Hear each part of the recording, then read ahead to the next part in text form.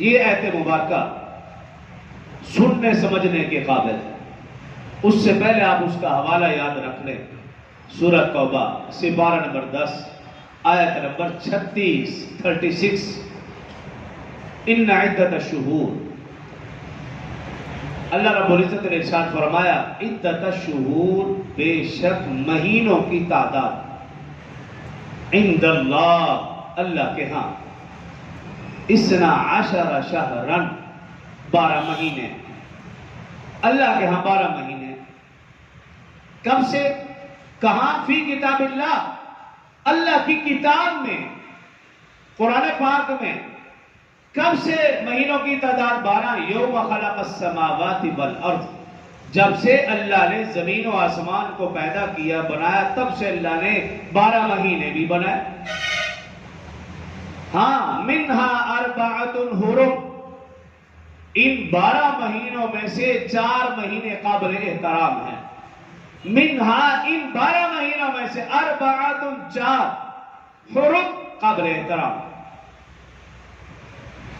حدیث مبارکہ میں، ایک حدیث مبارکہ میں 4 مہینے یہ رجب، ذیقعدہ، ذی الحج اور محرم، اور ایک حدیث مبارکہ میں رجب کی جگہ شعبان ہے، شعبان، ذیقعدہ، ذی الحج اور محرم۔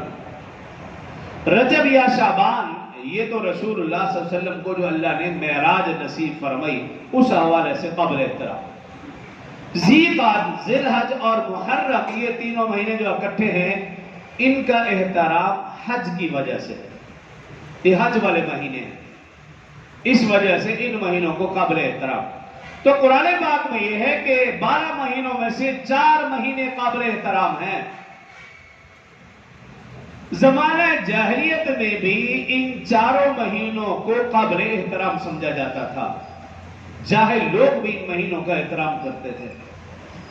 اور جاہل لوگ کیسے احترام کرتے؟ کہ ان مہینوں میں جنگ بندی کا اعلان، جنگ و قتال کو حرام سمجھتے تھے، گالم گلوچ، لڑائی جھگڑا، حرام خوری، ان چیزوں سے وہ رک جاتے تھے۔ زمانہ جاہلیت میں جاہل لوگ بھی ان مہینوں کا احترام کرتے ہیں، اور پھر اسلام نے ان مہینوں کا احترام اور بڑھا دیا۔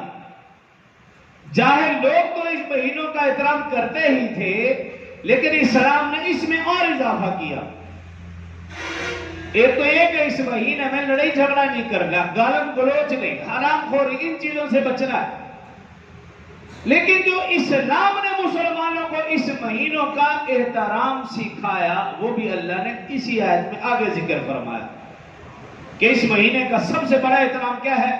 آگے اللہ نے فرمایا اسی آیت میں، سپارہ نمبر 10 سورۃ توبہ آیت نمبر 36، آگے اللہ نے فرمایا ذالک الدین القیم، سیدھا دین، صحیح دین یہ ہے، فلا تظلموا فیہن انفسکم، مسلمانوں کو جو اس مہینے کا احترام سکھایا گیا، مسلمانوں کو، میں غیر مسلم کی بات نہیں کر رہا،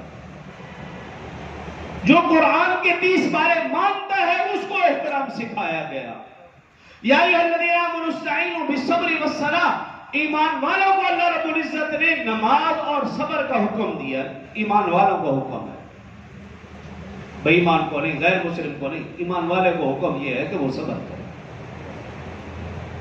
تو جو صبر نہیں کرتا ہمیں کیا لگے اس سے، وہ جو مرضی کرتا پھرے، کیونکہ ان کو حکم ہی نہیں نا، حکم ہی ہمیں، اس لیے ہم صبر کرتے ہیں۔ یا ایھا الذین آمنوا استعینوا بالصبر والصلاۃ، ایمان والوں کو صبر کا حکم ہے تو وہ قیامت تک صبر کرتے رہیں گے، اور جو ایمان والا نہیں ہوگا وہ کبھی بھی صبر نہیں کرے گا۔ تو اس مہینے کے حوالے سے جو اللہ رب العزت احترام سکھا رہے ہیں، سپارہ نمبر 10 سورہ توبہ آیت نمبر 36 میں، کہ اس مہینے کا سب سے بڑا احترام یہ ہے فَلَا تَظْلِمُوا فِيهِنَّ أَنفُسَكُمْ، تم اپنی جانوں پر ظلم مت کرو۔ یہ اللہ کہہ رہے ہیں، کوئی میں اپنی طرف سے نہیں کہہ رہا، کوئی میرے اوپر فتویٰ نہ لگ جائے، کوئی پرچہ نہ ہو جائے، ایسا نہیں۔